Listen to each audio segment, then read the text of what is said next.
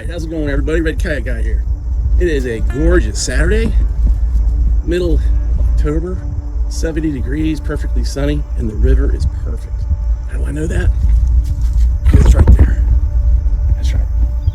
Everybody wants to know why I do this every day or how I do this every day. It's because logistically I live by the river.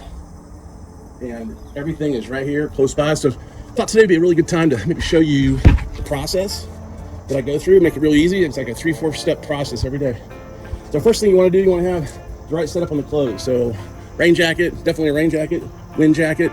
I've got some wind pants in there. Depending on what the weather is out here, I'll figure out what the 4 or 5 pieces of clothing I need. And then I load it in the back in the rainproof jacket. That's important.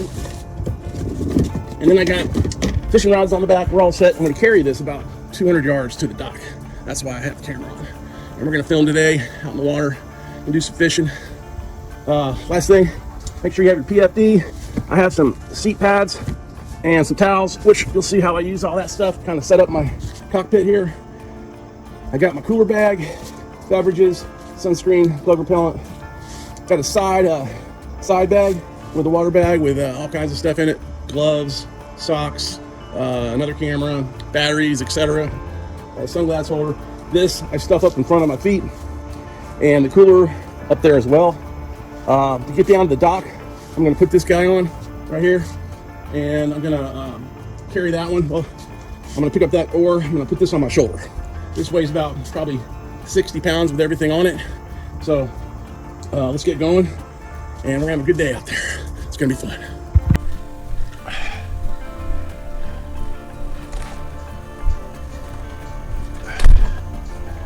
All right, let's go.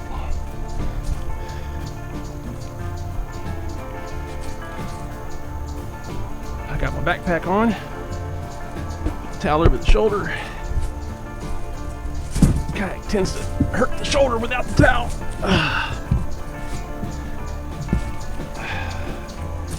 All right, let's do it.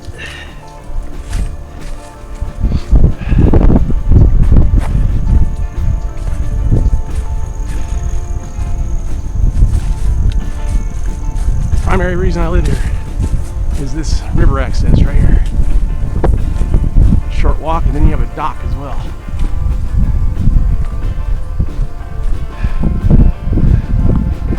Water's looking perfect. Clean, clean, and green, as I like to say.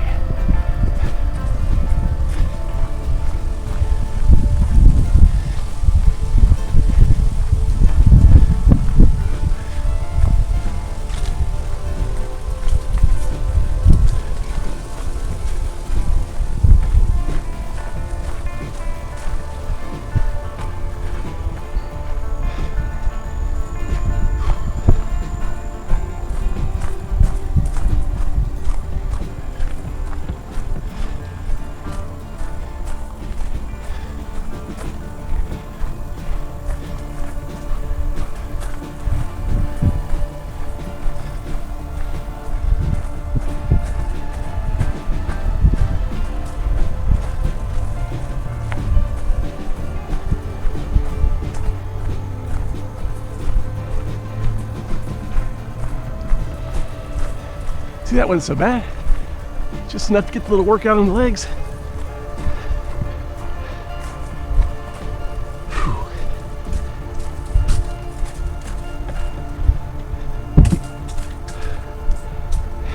And this dock is awesome. It automatically rises as water goes up, because you know this river goes up 6, 7, 8 feet on a regular basis. And the way this dock is set up, all right, is see those poles over there? The 2 entry platforms rise up. So many times I've gotten off at night and you know my head's up in the trees because it's risen when the water goes up. So this thing doesn't take the brunt of the energy either, because most of the big current goes over there against the bend. All right, so I'll show you my quick process on what I do to make this a very comfy environment. I got the seat pads, go dogs of course. I like a couple of I use 3 seat pads, about $1 at Academy or Dick's. I'll set them up And I use a couple of towels, thick beach towels, and that way my tush is comfy. Super, super important if you want to be on the water for a long period of time. This also necessary. You gotta have it. PFD. You can either have one you wear on your chest or around your stomach or something, or this one, which is I use as a back float, but legally it's a personal flotation device that is official.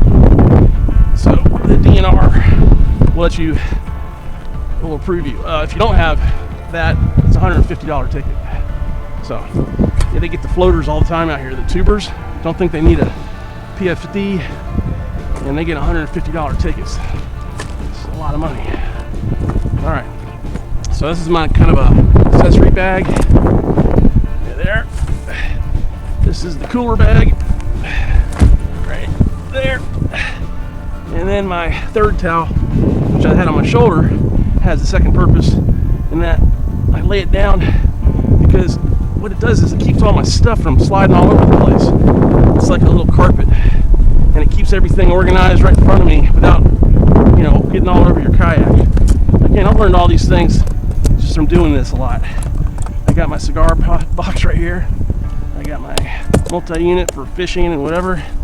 You know, my safety kit and all the stuff you don't think you need that you do need. Lures, all that's in here. Got my bottle of water, sunglass holder. Got my bug repellent and my suntan lotion. And again, the towel, as you see, just serves as sort of an organizer right there. And the phone. So that's how I set up my kayak. It's ready to roll. Got my fishing rods on the back. I'm gonna use this in a minute.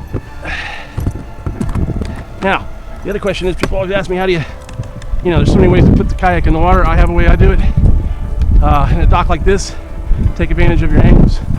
So easy just to slide it in on the angle like that. And same goes with taking it out.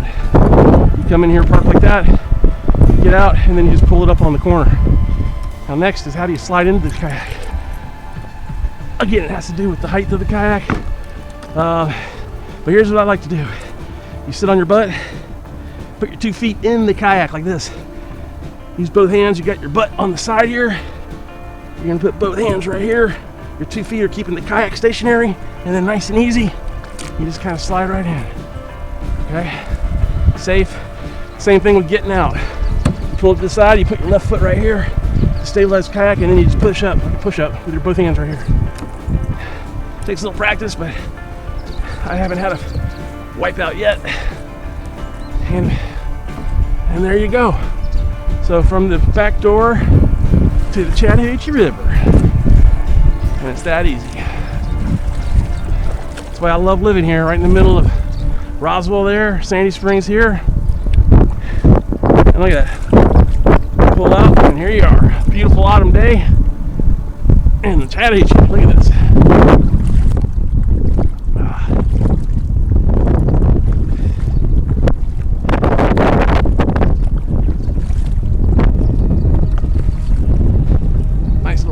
I'm sure you're going to hear that on the camera, but that's part of it. The natural sounds of the river. Generally always a breeze out here.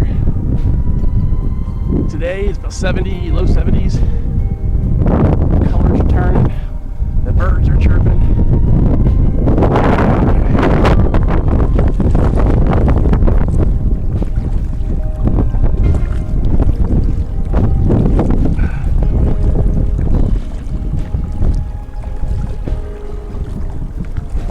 So the plan today is just to kind of show what a typical day would be for me, and that is, late afternoon. Usually, just do this and then go up about 2 miles up to where Island Shoals, the rocks, are 2 miles above me here.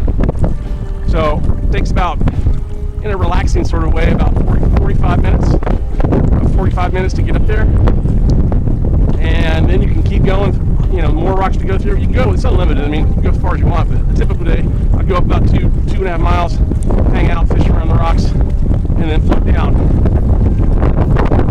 We're lucky that the water level is low, and it doesn't look like there's a release.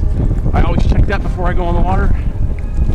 You want to check the water level, and there's an app. It's just called the River app, and you should get that. And it'll pick up the meters on the Chattahoochee, and it shows you when the water's releasing. There's a meter right below the Beaver Dam, which is the most important one, and then there's another meter around the Jones Bridge area, and then another one just up there above the Island Shoals, right near the boat launch. So with those 3 meters, I know exactly what's going on. First, the one at the dam, when it shows that a release is occurring, I know it'll take that water 7 hours to get down to the Island Shoals. I know it takes 3 hours to get from Jones Bridge to Island Ford. And so I can always gauge where the water is. Bottom line is, if I know where it is at the dam when it releases, I know 7 hours later it's going to hit down here. And today they didn't release. They're on a new schedule where they're releasing around 5 o'clock. And that means it gets down here around midnight, which means it's nowhere to be seen the following day. Because it's just like it'll go up 3 or 4 feet and then go back down. That's what keeps it so clean. This river, it gets dirty after rainstorms, but because of the release and because the water is coming from the bottom of Lake Lanier, not only does it keep it clean 90% of the time, but it keeps the temperature of the river in that same range. It varies between 50 and 60, 65 at the high end. 50 is at the very low end. Generally, it's in the 55 to 60, right in that 55 to 60, really. And that's pretty much year round. Because it's the deep water of Lake Lanier releasing. Doesn't matter if it's middle of summer or middle of winter, water's gonna be about 50, 55.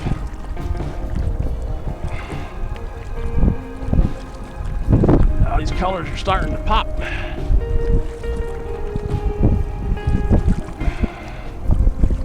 I mean, when they really start to go, this entire area, you feel like you're in an orange snow globe because of the reflection. You can see it now. The reflection off the water, everything just turns orange and red and yellow. It's fantastic. The reflection off the water just is a game changer. Especially as the sun gets a little bit lower, everything just turns so beautiful.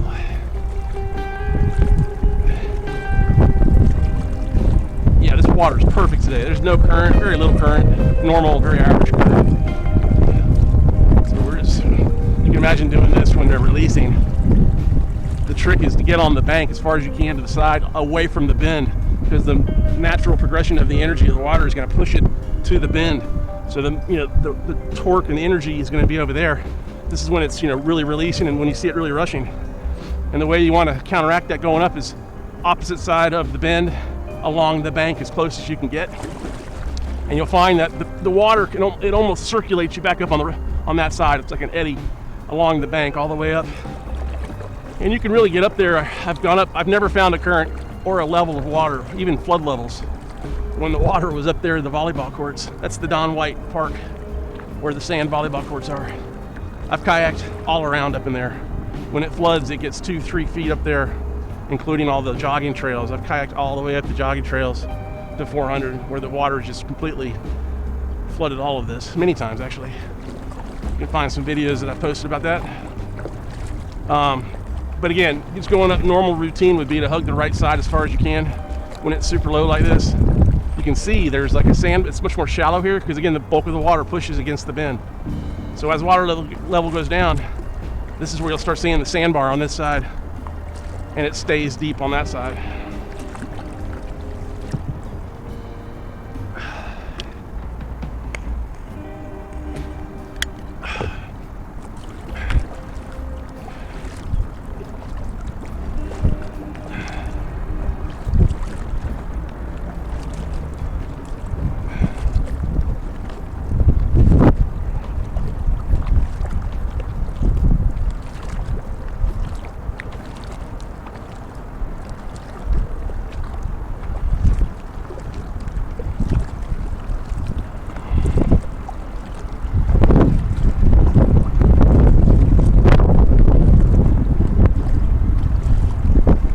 Georgia 400.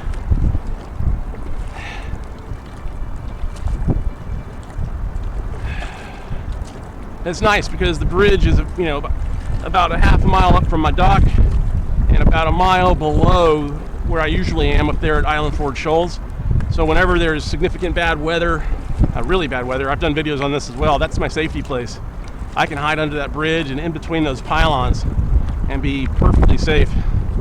And I have done that many times. Again, more videos to show you that. Check out the one escaping a rogue storm. Pretty good, because there's a wild storm hits in the middle of the afternoon up at the rocks, and I just had to make a decision to make a run for this bridge because it was just a nasty storm.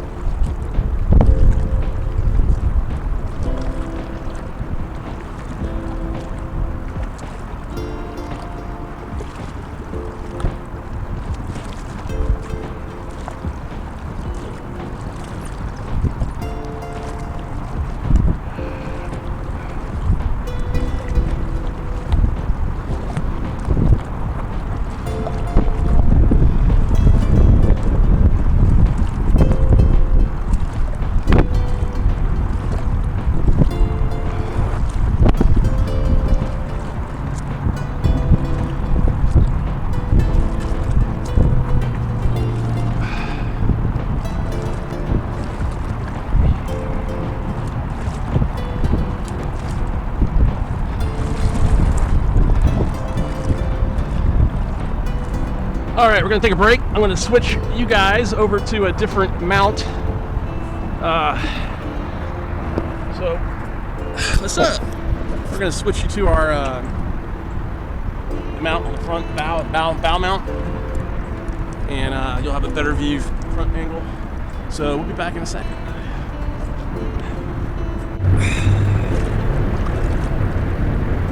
Alright. We're off again.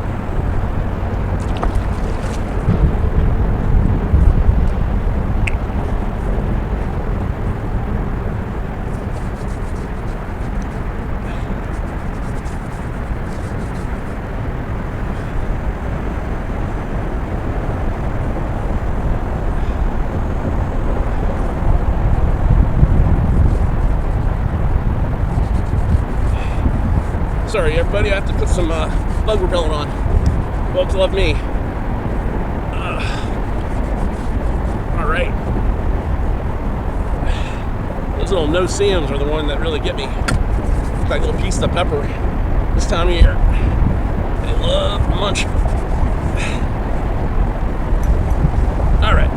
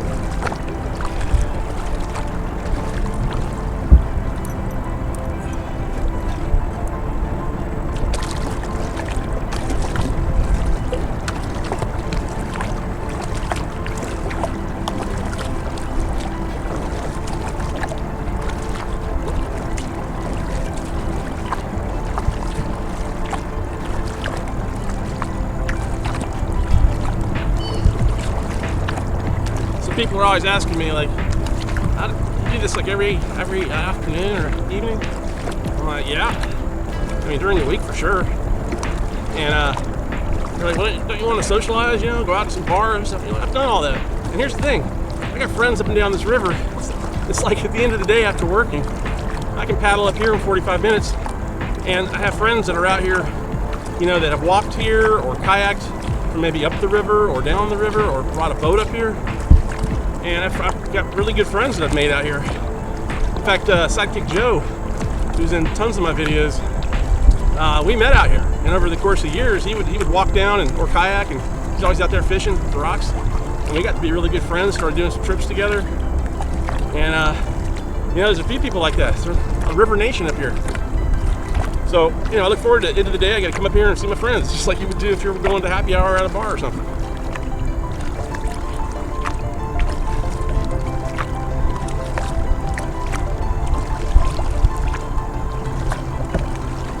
And I think I have a better view here than being inside of a bar for sure.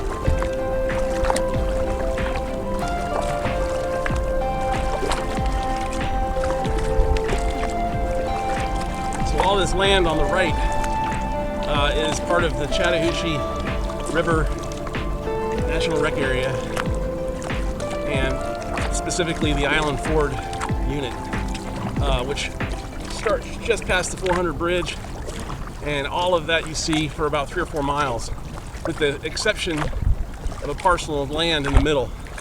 It's about, I don't know, 15 acres in the middle of that, which is rumored to be, you know, there's probably 10 houses in there. Rumored that that land was originally, all of this land on the right originally was owned by the founder of Coca-Cola, Woodruff. So there's still some descendants apparently in that little part of land there, but the trails go from all this on the right, then they kind of veer up towards Roberts Drive, and then they come right back down to the river on the other side. So there's tons of trails over there. All this on the left is really sort of part of the Martin's Landing tennis club, pool club, and there's trails all in there, and they go all the way down to 400, past 400 down to Don White. They're all connected. Great trails on the left, more beginner flat on the left, and on the right is more normal hiking hills.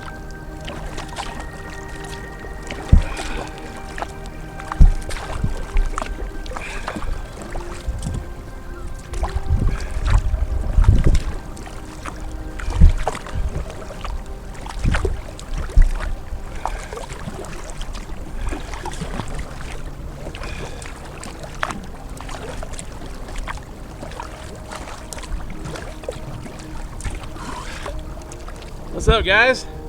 Oh, I see you wore a tie to the office. That's good. It's a way to respect the river, wearing a tie. This is the Chattahoochee River, yes. It is. It's very calm. This is you picked a good day when they're not releasing water from Lake Lanier. So it's just they've been releasing at night. So this is about as perfect as it gets. It's unbelievable. Clear, clean too. All right, well, you guys enjoy. You got a great seat right there. All right, have a good one.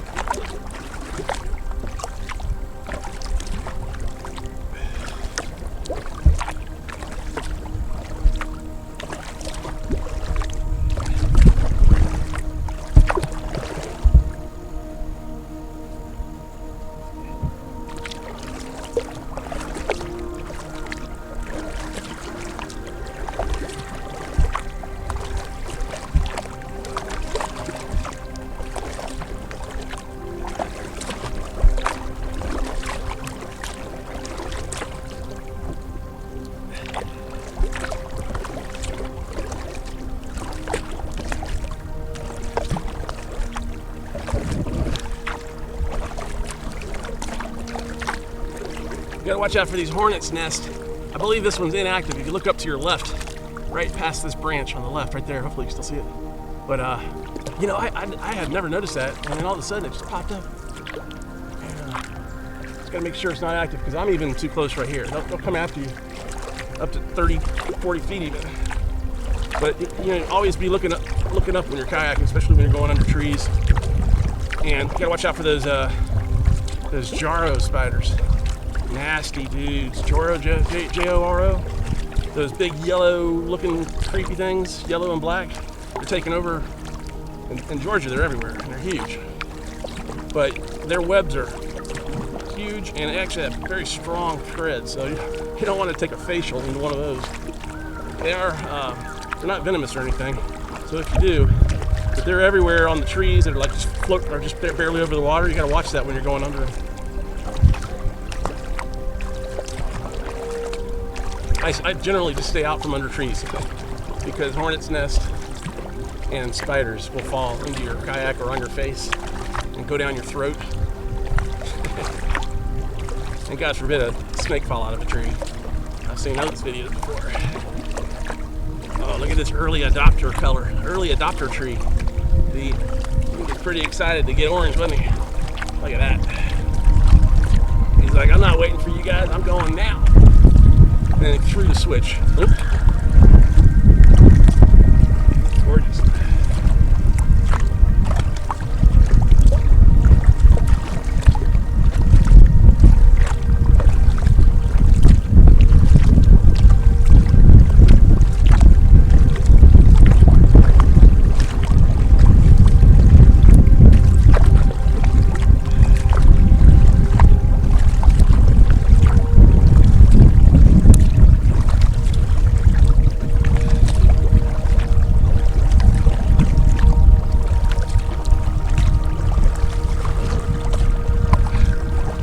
the Martin's Landing club I mentioned.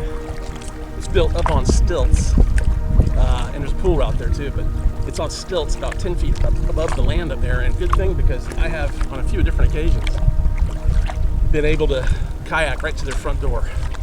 It's been 6 feet up on that bank that high. Again, more videos coming out this fall sharing this flooding. Flooding's incredible, but kayaking, I call it kayaking on the trails, it's pretty epic. Same with all these trails on the right side, on River Right, where Island Fort is. I've been in there many times with 3 feet of water on the trails, and I'm just paddling around where people are generally hiking, and it's pretty awesome. Pretty awesome. But to give you perspective, that the biggest flood actually they have a dumpster on the back side of that club, and it brought the dumpster around all the way to the front where it lodged on the bank against a tree. So they carried that big ass dumpster all the way around, about 4 or 5 feet of water. Now, recently I put a video out on a hidden gem, a place you can kayak to when the water level is high. You can't get there when it's like this, but when it's about 3 or 4 feet higher than this, which happens all the time, you know, with either a man-made release or just a big storm or something. But this little creek right here is called 7 Branches Creek, and we're going to be going straight up there. That's where the shoals are, but I just wanted to show you real quick. Again, oh, another thing is right here, this is a trout fishing. I mean, Chattahoochee up here, this is trout. But right here at the mouth of this creek and other creeks like Victory Creek, that's where bass hang out. The bass will come out to the mouth right here, and I've caught several bass right where we're sitting now. And then as you work your way in, when the water is high or higher, you can get into this lake up here, and then through the lake. It's a private lake. They don't really like you hanging out in that lake. But if you get through the lake, 7 Branches Creek picks up again on the other side, and you'll go under a bridge where you go under Riverside Road over there, and it takes you right to the levee at Morgan Falls, Martin's Landing Dam, where the levee is. But as you can see right here, you know, when it's this level, you can't get. They have a little levee just on this private lake, and you cannot get through that. So you need at least 2-3 feet more water here to be able to get over that. But it is beautiful in there, that's for sure, as you can see. So again, this is 7 Branches Creek, and let's see how far. See the other side here. Yeah, so straight across on the right side, you can barely see it, but just a little opening over there, and that creek will take you right up to where the Martin's Landing Dam is, for that big lake at Martin's Landing, and it drains out through here into the hooch. But a very cool. I like going back here in the off season when the water, sometimes when it's just too high out here to deal with. I'll come up here and go over there and head over to the levee, and just again, different things to do with different levels. There's so many things to do when the water goes up. When it goes high, you can explore a lot more. When it goes low, better fishing, way better fishing, and it's just prettier. But it's different all the time. Between weather conditions and river conditions, those two things are variables that are always changing, and it just makes for a different day every day. And there's positive things and negative things that come along with each of those variables. But that's what makes it so challenging, fun, exciting, different every day. This is about as perfect of a day as you can get. Weather-wise, water-wise, everything is perfect. The level's perfect.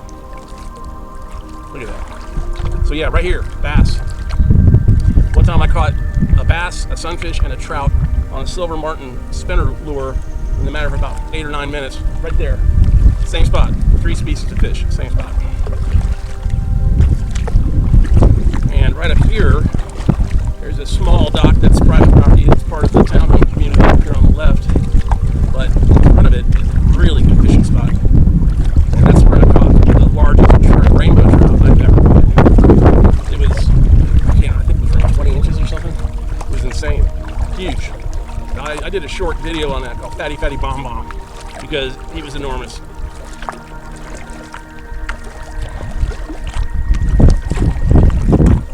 Yeah, right here. So this whole left channel right here is just loaded with fish.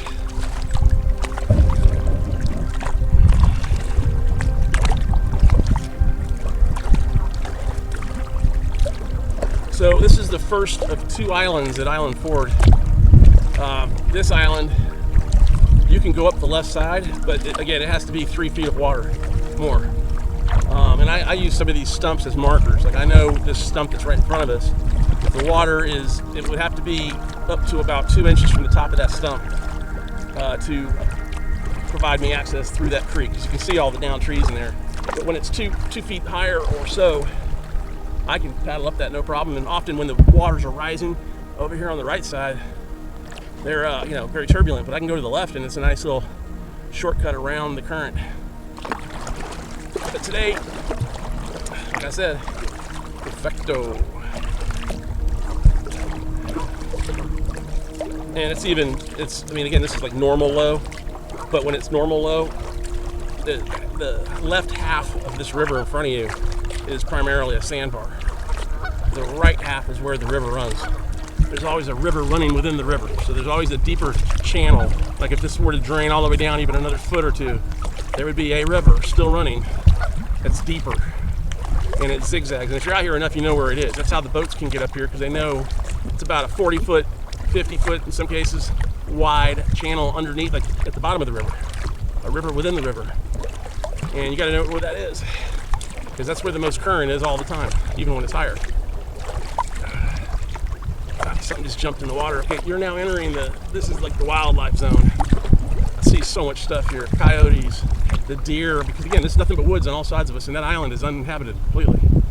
So on the left and on the right, that's all uninhabited. I mean, there's a house way up on the top. This is the last part of the little residential area, but there's nothing, as you can see. So the wildlife is abundant. Coyotes and deer, obviously tons of deer. Beavers, otters, tons of those guys. Birds, especially in this area, osprey, and seasonally the bald eagle. And recently he's been here, a couple of them, 2 of them, and they like to hunt down or harass the osprey. Let the osprey do the work, catch the fish, and then chase it down in an air battle, and then take its fish. It's hot. And you especially see when it's windy and low, which is what we have today. We have the wind, and we have the water level low. So as the sun goes down, this is the time you'll start seeing Baldy, as I call him, and Ozzy, as I call her, the osprey, battling it out. And then you have thousands of geese, cormorants, aka loons, which are those birds that are black that swim.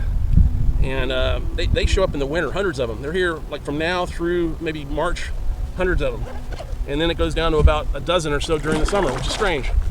And the geese are the opposite. They flock in from all over the place. There are some local geese that live here, maybe about 100 of them, the natives. But there's another 800, 900 that show up from all over and spend their summer here. And they just vacated a couple weeks ago. So we're down to the normal number of geese and ducks, same thing.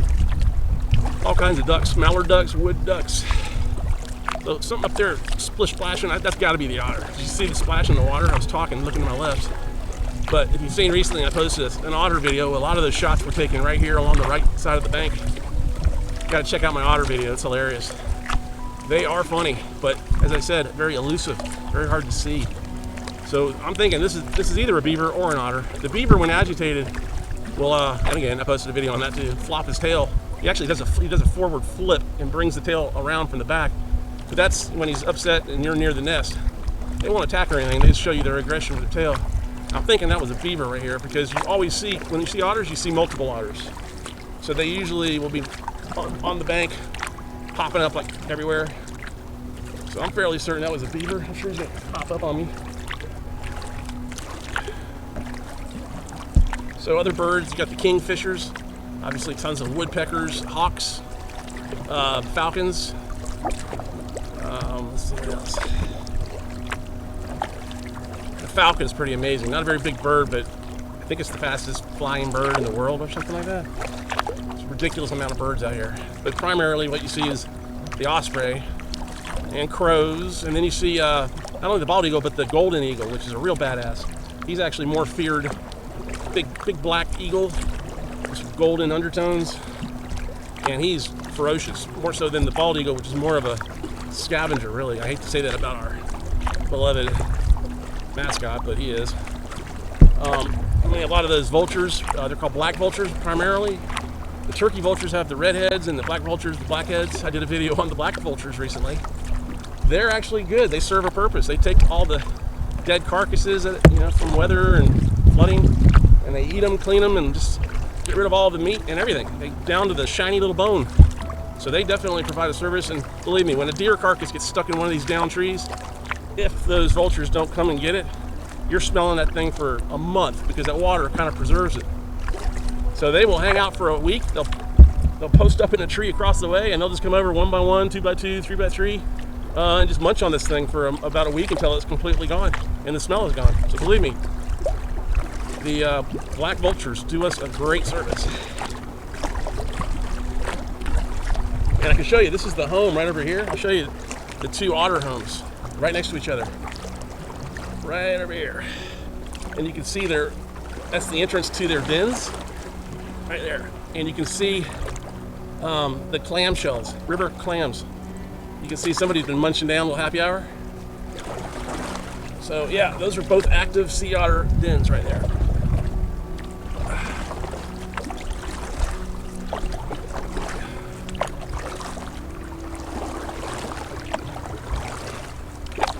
So let's see, we've gone over the birds, the mammals. The other thing is there's a black bear who's been roaming around Martin's Landing now for a couple of years.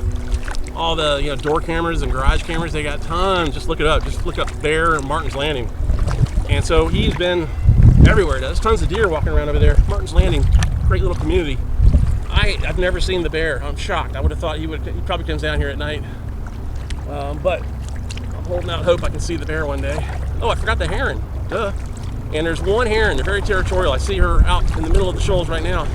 Her name is Charlize. I like to name all my critters. But duh, Charlize Heron, movie star. Charlize Heron. See what I did there? And she's beautiful. She is beautiful. You probably can't see her yet, but she knows me. I know her. She's very comfortable with me hanging out up here with her.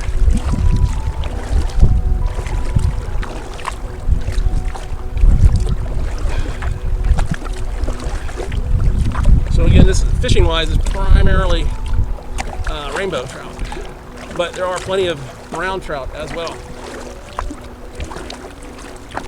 Hey, looks like Sidekick Joe's out here today. So we have a communication, the way we do it. Like he likes to come out with his hammock sometimes. He just put the hammock up, hang out. I usually come up here and catch up with him. He puts his red backpack out on the tree, and I can see it. I'm not paying attention. Trying to paddle. Go over there and say hello. So these shoals are always tricky. The way you do it is use these rocks and use the eddies behind the rocks and kind of find the trail within the river. There's always a trail, but the trail with the least current is the key. See right here, there's no current. They don't pop over here. Wherever there's rocks, just kind of follow the eddy stream. Look at that. See, I just avoided all that current. And right here, you want to just get a good head of steam, so you hit that right vertical. Just make sure you stay vertical, so it won't grab your nose. And you really don't have to row that hard. I mean, paddle that hard. Because there's another eddy waiting for you right here. So you just want to have your point, take it into it, and it really cuts down most of that current.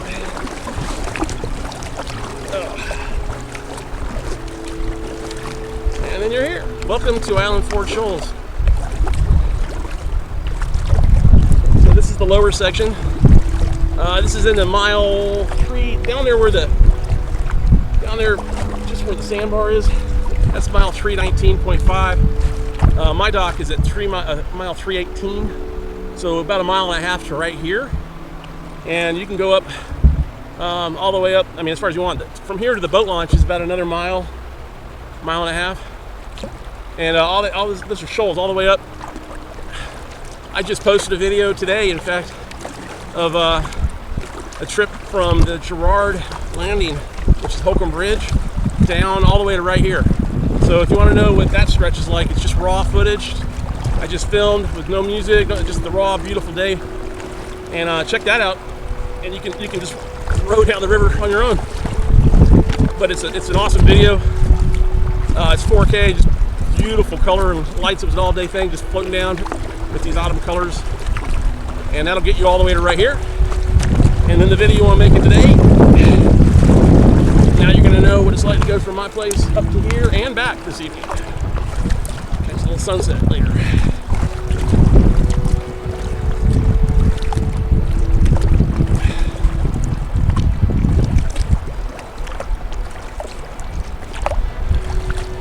So you should be able to see Charlize straight ahead now. You have a better view.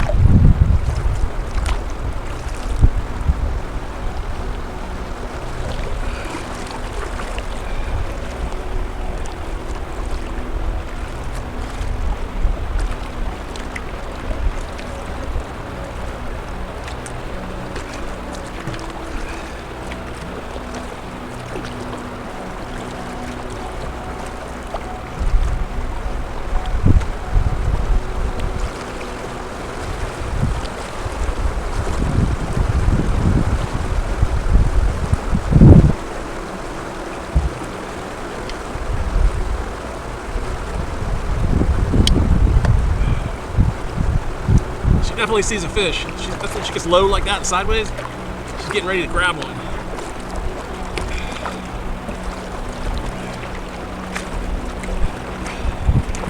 There he is. The famous Sidekick Joe. So you've always wanted to know where Sidekick Joe lives? Well, this is where Sidekick Joe lives. This is his house.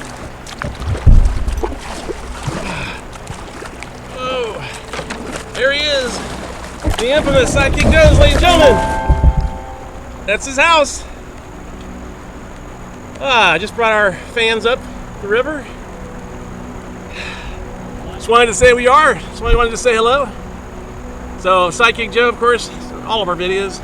This is what we call our office. We do a lot of content exploration here. This is where we run our business, come up with our next ideas, and generally just recreate. But we discuss recreating as we're recreating. All right, so look at that.